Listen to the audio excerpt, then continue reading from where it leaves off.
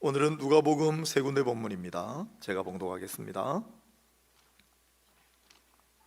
누가복음 2장 7절, 12절, 16절.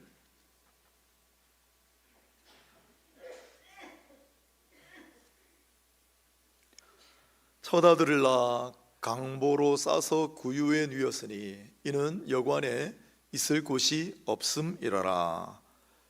너희가 가서 강보에 쌓여 구유에 누여 있는 아기를 보리니 이곳이 너희에게 표적이니라 하더니 빨리 가서 마리아와 요셉과 구유에 누인 아기를 찾아서.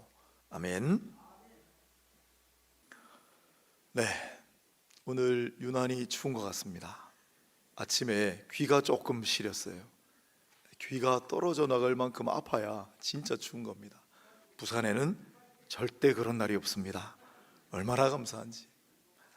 그래도 오늘 좀 추우니까 이 추운 겨울에 우리 좀 주님 안에서 따뜻함을 누리고 싶다는 마음으로 한 달간 관련되는 말씀을 전하고 있는데, 오늘은 세상에서 가장 따뜻한 보금자리라는 제목으로 말씀을 증거할까 합니다. 성탄을 앞두고 있습니다.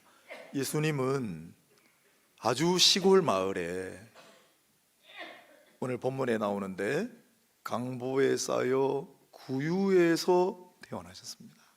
누이셨죠.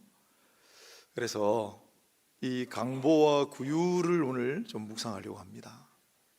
오늘 본문에 보면 세 번이나, 한 번만 써도 될 텐데 세 번씩이나 7절에 보면 첫 아들을 낳아 강보에 싸서 구유에 누였으니 여관에 있을 곳이 없었기 때문이다. 12절에는 강보에 쌓여 구유에 누여 있는 아기를 보리니 이곳이 너희에게 표적이다. 또 16절에 빨리 가서 마리아와 요셉과 구유에 누인 아기를 찾아서, 이렇게 되어 있습니다. 이 강보와 구유는 어떤 의미이길래 이렇게 세 번씩이나 반복해서 강조하고 있을까를 생각해 보았습니다. 먼저 강보는 아기를 싸는 포대기에 해당합니다. 그런데 우리가 흔히 생각하는 그런 포대기가 아니고 저게 실제로 남아있는 포대기예요.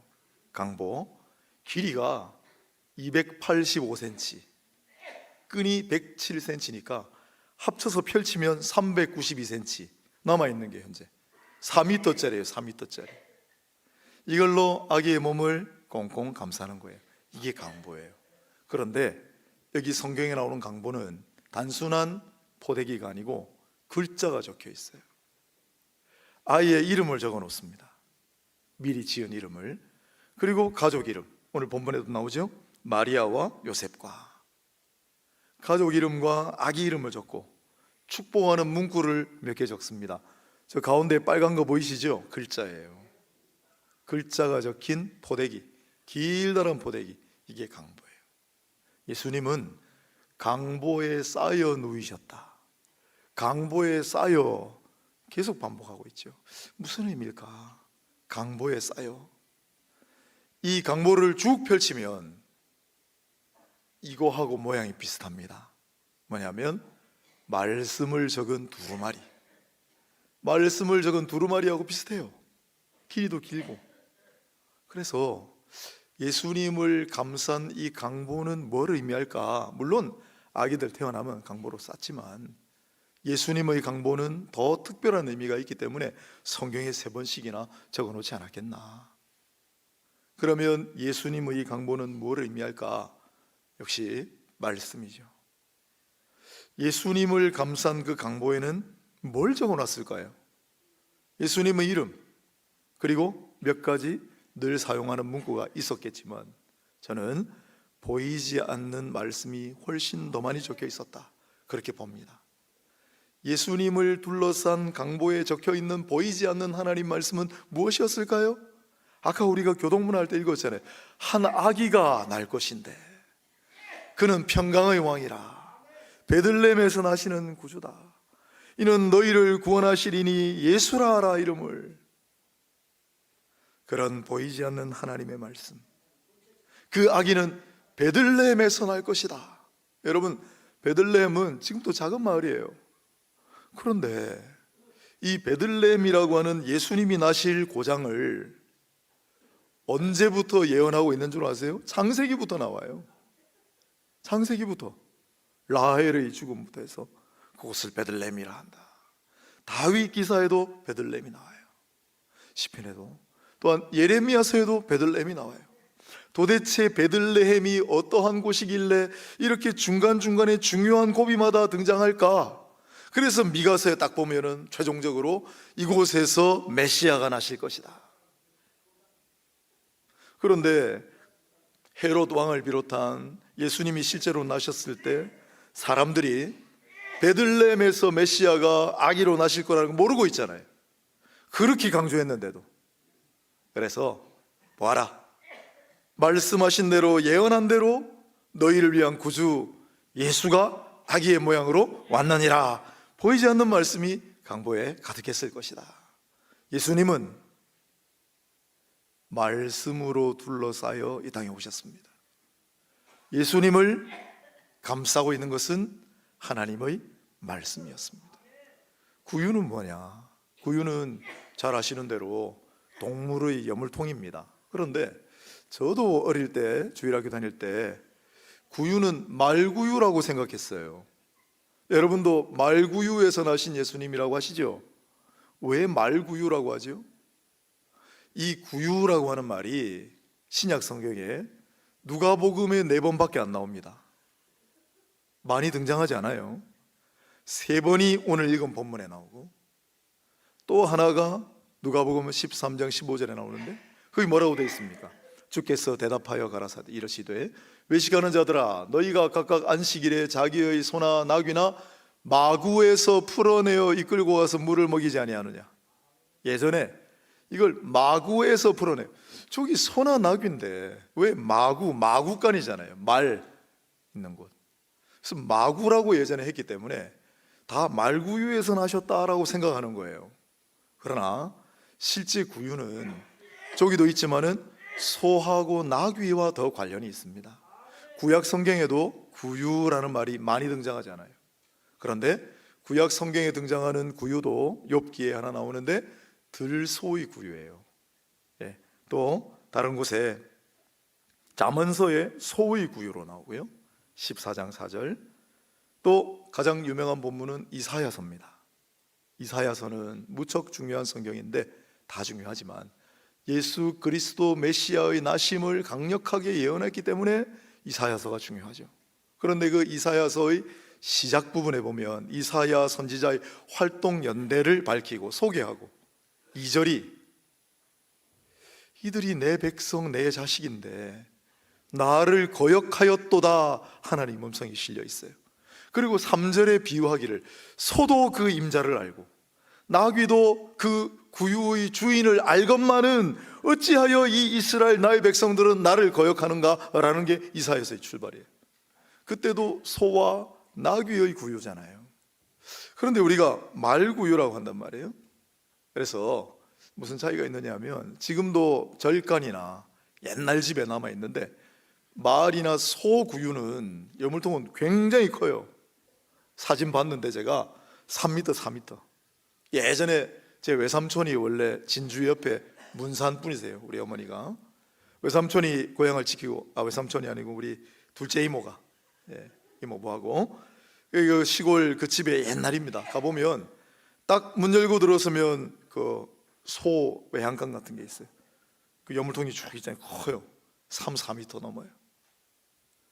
그러나 양이라든지 염소라든지 조그마한 동물의 구유는 그보다는 작을 것이다. 그렇다면 여기 예수님께서 누이신 구유는 말이나 소나 나귀의 큰 구유였을까? 아니면 양이나 염소의 작은 가축의 구유였을까? 생각해 보면, 오늘 본문에 보면 여관에 방이 없어가지고 가셨다 그랬잖아요. 이게 카탈루마라는 유명한 단어인데, 이걸 여관이라고도 번역을 하지만 예수님 공생의 마지막 때, 처음 나셨을 때 등장하는 단어고, 마지막 부분에 한 번 더 등장합니다. 마가복음 14장 14절. 마지막 유월절 만찬을 잡수실 때 제자들에게 같이 밥 먹을 방을 한번 알아보라 하시잖아요. 그때는 객실로 번역되어 있어요. 객실. 그래서 따로 별채로 있는 축사 외양간인지 아니면 함께 있는 공간인지 지금 이제 설이 나뉘어요. 예전에 제가 뒤에 견해로 한번 소개를 해드렸죠. 그림이 있습니다. 이게 시골 마을에 이 사람들 사는 가옥 구조가 칸이 구별이 돼가지고 2층은 사람들이 자요, 가족들이. 그런데 밑에 공간은 함께 지내는 가축들이 머무는 공간이 있어요. 저기죠? 저렇게 생겼다고요, 실제로. 그래서 머물 곳이 없었다라는 말이 저 위에 사람들이 누울 수 있는 그런 공간이 부족해서 저 밑에 가축들이 머무는 그 구유에 예수님을 누이었다, 이렇게도 볼 수 있는 거예요. 저는 후자의 쪽에 방점을 좀 두고 있습니다. 아무튼 그럼 구유가 크지 않아요. 예수님이 누우신 구유, 이게 뭐하고 또 닮았냐? 아까 강보는 말씀을 펼친 두루마리하고 비슷하다. 구유도 비슷한 게 하나 있습니다. 법궤입니다. 법궤. 성전의 가장 안쪽에 모셔놓은 가장 중요한 기물, 하나님이 임재하시는 곳, 그것이 법궤예요. 만나, 아론의 쌍난 지팡이, 십계명을 기록한 돌판을 넣어뒀던 그 중요한 법궤. 그런데 하나님께서는 법궤를 만들라고 하실 때 중요한 기물이니, 세상에서 가장 중요한 것이니, 내가 그 위에 임할 장소니 가장 크고 가장 위대하고 가장 화려하게 만들라고 말씀하시지 않았어요. 크기가 조금 해요. 실제 만들어서 보면 에게 하는 정도의 수준이에요. 2규빗 반, 1규빗 반, 1규빗 반. 규빗은 발꿈치 끝에서 손가락 끝까지 길이니까 50cm가 채 안 된다. 왜 하나님이 임하시는 곳, 법궤, 하나님 말씀을 넣어놓은 곳, 이 법궤를 이렇게 조그맣게 하셨을까? 하나님의 애민 정신, 백성들을 사랑하는 마음이고, 너무 힘들여 크고 화려하게 지으려고 하지 말라. 그리고 하나님의 스스로 겸비하심이죠. 조그마한 공간이지만 나무로 만들었잖아요. 내가 그곳에 임하리라.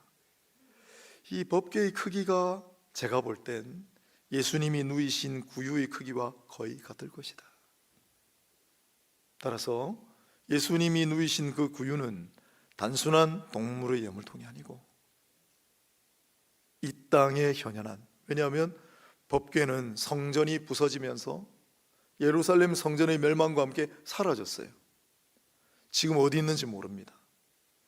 지금도 아프리카에 묻혀 있을 거라고 생각하고 아프리카 땅 곳곳을 파면서 법궤를 찾는 사람들이 있어요. 찾으면 세계사의 가장 유명한 인물이 되고 아마 엄청난 부자가 되겠죠. 법궤는 사라지고 없습니다. 그리고 더 이상 찾을 필요도 없어요. 왜? 예수님께서 임하신 곳, 아기의 모습으로 오셨지만 그분이 전능하신 하나님이고 영존하시는 아버지고 평강의 왕이신 예수님께서 임하신 바로 그 구유가 이 땅의 법궤에 해당하기 때문입니다. 작고 초라한 동물의 예물통이지만은 그리스도께서 그 위에 누우셨잖아요. 그리고 하나님의 영광이 그 위에 임하고 빛이 비치고 천사들이 노래하고, 이 하나님이 임하신 곳이니 당연히 영적인 법궤죠. 구유는 그것을 상징합니다. 예수님은 하나님께서 법궤를 만드신 취지와 똑같이 이 세상에 가장 낮고 가장 비천해 보이는 짐승의 여물통 위에 누우셨어요. 그러나 그 위에 영광의 빛이 비쳐요. 어쩌면 이 성경에 나오는 강보와 이 구유는 아기 예수님께는 세상에서 가장 따뜻한 보금자리였을 것이다. 왜? 하나님의 말씀으로 둘러싸이고 하나님의 영광의 빛이 임했기 때문에. 비록 법궤는 조각목 나무로 만들고 위에 금칠을 했지만 예수님이 누이신 구유는 나무로 만든 평범한 구유였을 테고, 그러나 그 위에 금보다도 훨씬 더 중한, 금하고 비교할 수 없는 하나님의 영광의 빛이 둘러싸였기 때문에 예수님께는 가장 따뜻한 보금자리가 아니었을까? 그곳은 동시에 우리에게도 가장 소중하고 따뜻한 보금자리가 되는 것입니다. 말씀을 묵상해 보았습니다. 이건 무슨 의미가 있을까? 우리에겐 우리가 누릴 수 있는 세상에서 가장 따뜻한 보금자리는 어디일까? 강보와 구유를 묵상한다면 말씀으로 둘러싸인 곳이 세상에서 우리에게 가장 따뜻한 보금자리인 줄로 믿습니다. 말씀으로 꽁꽁 감싼 가정, 말씀으로 온통 가득 싸고 있는 그런 가족들, 심령, 그게 강보위원회예요. 구유, 내가 머물고 있는 것이 비록 초가 삼간일지라도, 가장 낮고 비천한 자리일지라도 하나님이 함께 하시는 곳이 나에게 가장 소중한 보금자리인 줄로 믿습니다. 그러니 성탄을 맞아 강보와 구유를 묵상하실 때 말씀으로 둘러싸시고 내가 말씀에 쌓여서 하나님이 나와 함께 하심으로 하나님의 영광이 임하는 그러한 보금자리에서 살게 하여 주옵소서. 늘 기도하시고 그런 귀한 보금자리 가운데 언제나 우리 인생 혹독한 시련의 바람이 불어오고 모진 계절이 찾아오지만은 그 보금자리, 영원히 꺼지지 않는 보금자리, 그 보금자리, 말씀과 하나님 영광의 그 보금자리에서 따뜻하게 지내시는 모두가 되시기를 바랍니다. 오늘 본문의 반복에서 나오는 단어가 하나 더 있습니다. 바로 눕다라는 단어. 7절에 보면 뉘었으니, 12절에 뉘어 있는, 16절에 누인. 왜 이것도 이렇게 많이 썼을까? 그리고 여기에 있는 단어, 첫 번째 구절 단어하고 두 번째, 세 번째 구절 단어가 다르긴 하지만 뒤에 가면 다 똑같이 쓰기 때문에 같은 의미라고 봅니다. 똑같은 단어를 왜 세 번씩이나 썼을까? 중요하기 때문에. 그래서 이 단어가 또 언제 어떻게 쓰였는가를 막 추적해 가보니까 요한복음 13장 말씀을 발견하게 된 거죠. 깜짝 놀랐습니다. 요한복음 13장 23절, 예수의 제자 중 하나 곧 그가 사랑하시는 자가 예수의 품에 의지하여 누웠는지라. 요한복음이라 사도 요한이 기록했습니다. 사도 요한은 스스로를 가리켜 그가 사랑하시는 자, 예수께서 제일 사랑하시는 자라고 자기를 가리켜 얘기합니다. 그래서 제자들이 못마땅해 했어요. 그런데 여러분, 아주 틀린 말은 아닙니다. 여기 우리 김종환 집사님, 아마 여기 앉으신 분 중에 제일 연장자실 것 같은데, 우리 김종환 집사님을 예수께서 정말 사랑하십니다. 나는 예수님이 가장 사랑하는 제자입니다. 여러분 말씀하셔도 됩니다. 비교 불가요. 여기 계신 모든 분들 요한처럼 고백이 중요해요. 나는 예수께서 지극히 사랑하시는 자인 줄로 믿습니다. 예수님 참 나를 사랑하시죠? 예수님 참 나를 너무 사랑하시죠? 고백하세요. 요한이 잘한 거예요. 여러분 뭘 보면 알 수 있느냐? 저게 그 당시 식사 자리를 나타낸 그림이잖아요. 지금 우리처럼 식탁에 앉아서 식사 안 했습니다. 유대도 그렇고 당시 로마도 그렇고 반쯤 방석에 비스듬하게 기대서 식사를 했어요. 왜인지는 모르겠어요. 예수님이 마지막 만찬 잡술 때도 저렇게 식사했을 거라고. 그런데 비스듬하게 기대기 때문에 다른 사람하고 겹쳐요. 지금도 제가 식사하러 가면 제 옆에는 아무도 안 오려고 그럽니다. 교육자들도. 그런데 저 때도 마찬가지였을 거예요. 아무도 감히 예수님 옆에 안 가려고 하는데 예수님 옆에 찰싹 달라붙어가지고 거의 예수님에게 안기다시피. 그래서 그걸 보고 베드로가 못마땅해가지고 저자는 나중에 어떻게 되겠습니까? 하다가 예수님한테 혼나고. 부러우면 자기가 그렇게 하지. 그게 요한이에요. 여러분, 요한이 예수님 얼마나 사랑했으면 저분 품에 그냥 기대서 안기고 싶다. 그래서 예수의 품에 의지하여 누웠는지라, 이게 의지하여 누웠다라는 말이 오늘 예수님께서 구유에 누이라고 같은 단어예요. 예수님은 구유에 누웠지만은 제자는 주 예수의 품에 누웠습니다. 요한이라고 하는 제자에게는 그 예수님의 품이야말로 이 세상에서 가장 따뜻한 보금자리였기 때문입니다. 이 제자들은 정말 큰 은혜를 누렸죠. 이 땅에 예수께서 육신의 몸으로 오셨기 때문에 예수님 손도 잡아보고, 예수님 발도 만져보고, 예수님 품에 안겨도 보고, 예수님하고 같이 밥도 먹고, 얼마나 좋았을까. 그 계실 때 나는 저분 품에 안기고 싶다. 그게 요한이었어요. 가장 따뜻한 보금자리였기 때문이에요. 이 보금자리와 안아주다 품을 연결시키는, 이건 구약 성경 앞에서부터 나오는 원리예요. 보금자리라고 하는 말이 성경에 많이 안 나옵니다. 오늘 제가 다 소개를 해드릴 텐데, 가장 유명한 본문이 신명기 32장 11절이에요. 마치 독수리가 자기 보금자리를 어지럽게 하며 자기의 새끼 위에 너풀거리며 그의 날개를 펴서 새끼를 받으며 그의 날개 위에 그것을 엎는 것 같이. 무슨 뜻이냐면, 독수리도 자기 새끼를 엄청 사랑합니다. 새끼를 사랑하기 때문에 강한 독수리로 키워야 되겠다. 그래서 때가 되면은 둥지를 엎어버려요. 새끼가 추락을 하죠. 중간에 날개짓에서 날면 되잖아요.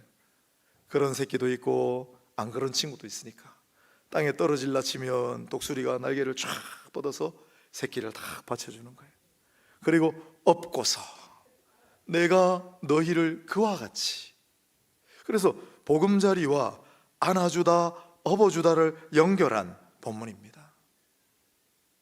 주님의 품에, 그것이 보금자리다라고 하는 뒷받침이 되는 성경 구절이죠. 또 성경의 보금자리는 어떤 곳인가? 신명기 22장 6절에 보면, 길을 가다가 나무나 땅에 있는 새의 보금자리에 새의 새끼나 알이 있고 어미 새가 그 새끼나 알을 품은 것을 보거든. 여러분, 성경의 보금자리는 어떤 곳이라고요? 어미가 자기의 새끼나 알을 품고 있는 곳이다. 또 잠언서 27장 8절을 보면, 고향을 떠나 유리하는 사람은 보금자리를 떠나 떠도는 새와 같으니라. 즉 보금자리는 고향과 같다. 이사야 60장 8절은 저 구름같이 비둘기들이 보금자리로 날아가는 것 같이 날아오는 자들이 누구냐? 하나님께서 보니까 멀리 비둘기같이 집으로 돌아오는 자들이 있어요. 하나님의 품으로 다시 돌아오는 자들이에요. 그래서 성경의 보금자리는 고향이에요. 엄마의 품이에요. 그래서 사도 요한이 주님의 품에 안긴 거예요. 우리는 비록 이 땅에 예수께서 육신으로 계시지 않기 때문에 그 예수님의 품에 요한처럼 안길 수는 없지만, 영적으로는 얼마든지 주 예수의 품에 안길 수 있습니다. 우리 조금 이따가 노래 부르겠지만은, 주의 친절한 발에 안기세. 그 찬양은 무척 슬픈 노래입니다. 큰 어려움을 당하고 상실의 아픔에 괴로워하는 분들을 위해 지은 노래이기 때문에 그렇습니다. 주님, 저들의 고통, 저들의 아픔을 어떻게 하겠습니까? 그냥 주님이 가셔서 꼭 좀 안아주세요. 그런 노래예요. 주 품에 품으소서, 능력에 발로 덮으소서. 주 품에라는 노래잖아요. 주 품에 품으소서. 이 찬양은 호주의 힐송 처치, 거기에 찬양 인도자인 분이 지은 노래인데, 원래 가사는 조금 다릅니다. 원래 가사는 주님이 나를 숨겨주소서, 당신의 팔로 나를 감추소서, 이런 가사인데, 이걸 우리 번역자들이 번역을 할 때 주 품에 품으소서로 번역 너무 잘했습니다. 너무 잘했습니다. 목사님이 들어가서 번역을 하셨는지. 그렇습니다. 주님의 품에 안으소서. 여러분, 예수께서 이 땅에 왜 오셨을까요? 예수님 이 땅에 왜 오셨습니까? 물론 우리를 구원하시기 위해, 우리의 죄를 사하여 주시기 위해.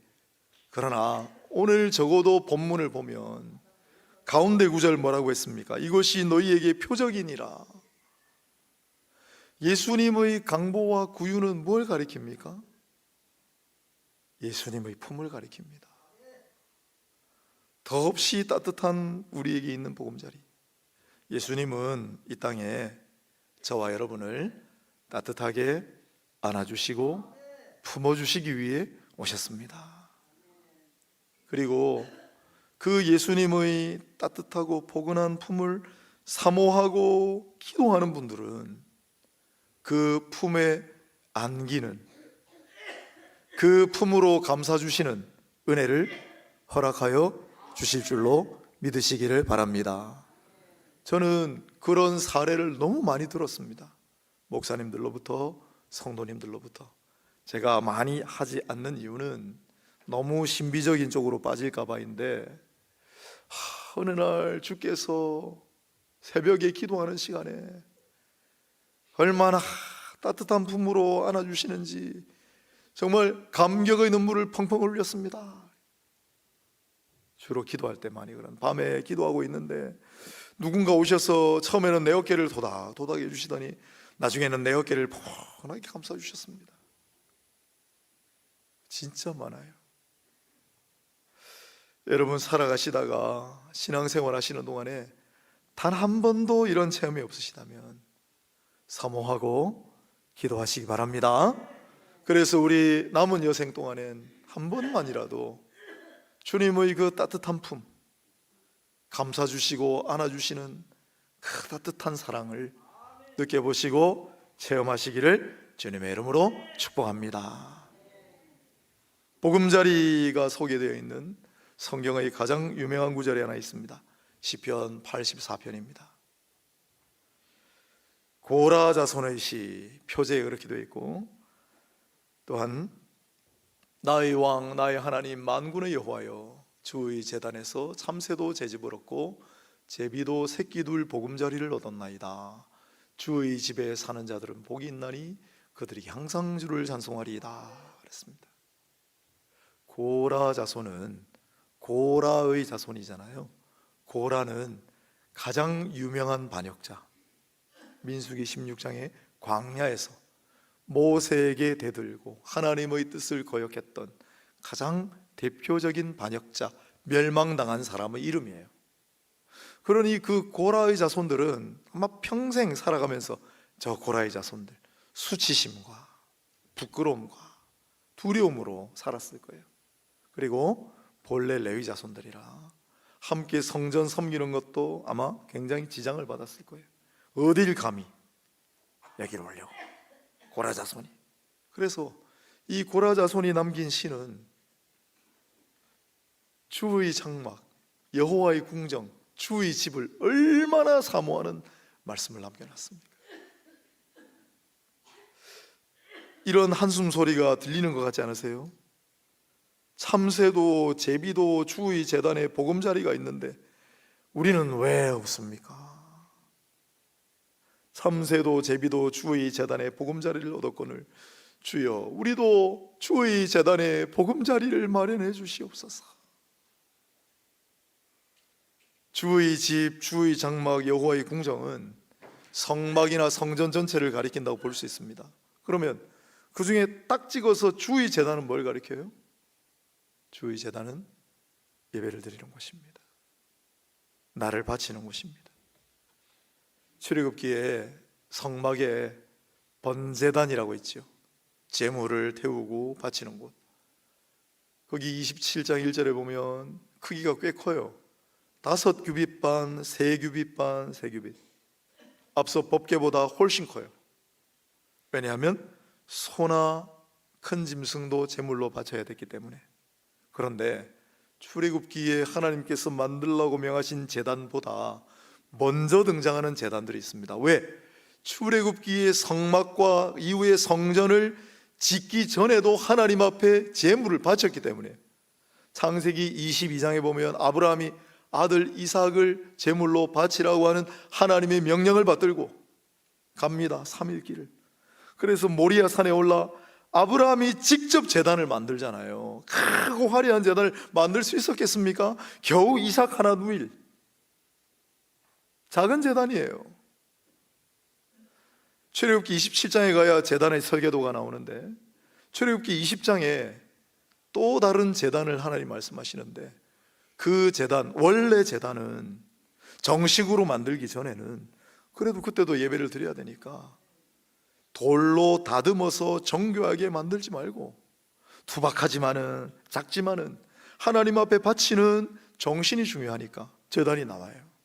그 제단이에요. 이 구유를 자꾸 묵상하다 보니까 아까 구유는 법궤하고도 크기가 비슷했을 것이다.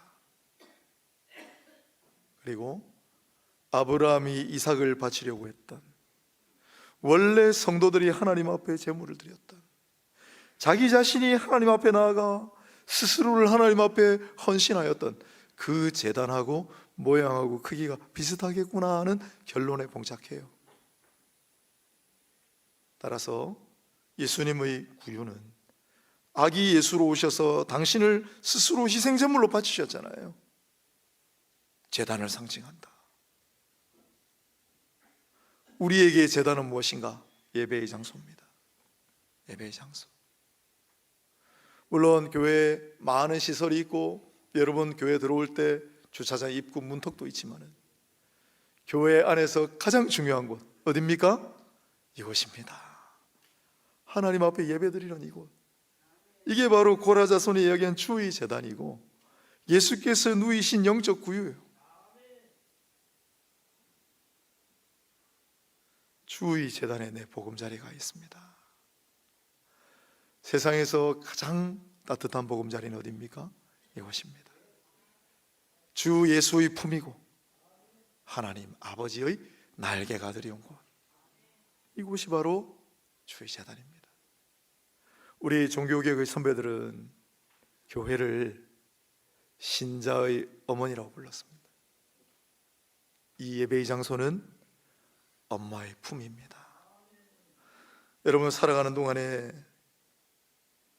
서글플 때가 많이 있어요. 무언가 애틋한 정이 그리울 때가 있을 때 엄마를 떠올리지 않습니까? 아버님들은 미안합니다만 엄마의 품이 그립지 않나요? 문득 교회가 신자의 어머니라고 그랬어요. 교회라고 하는 어머니의 품이 바로 이곳입니다. 고달픈 인생길을 살아가는 동안에 따뜻한 엄마 품 같은 그곳이 바로 교회입니다. 교회는 위로의 품이고, 교회는 소망의 품이고, 교회는 주님 은혜의 품이고, 교회는 복음자리인데 복음자리. 어떤 목사님이 그러더라고요. 복음자리는 복음자리다. 교회는 복음의 자리이기도 합니다. 여러분 지금 앉아 계신 이곳이 바로 우리가 세상에서 누릴 가장 따뜻한 복음자리다. 오늘 교회로 올라오실 때 이런 마음을 품고 오셨어요? 오늘 교회 예배드리러 간다. 그곳은 어디인가?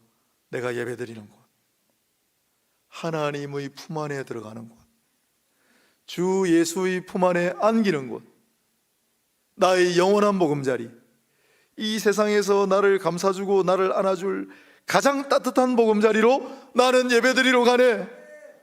그런 마음을 품고 오셨습니까?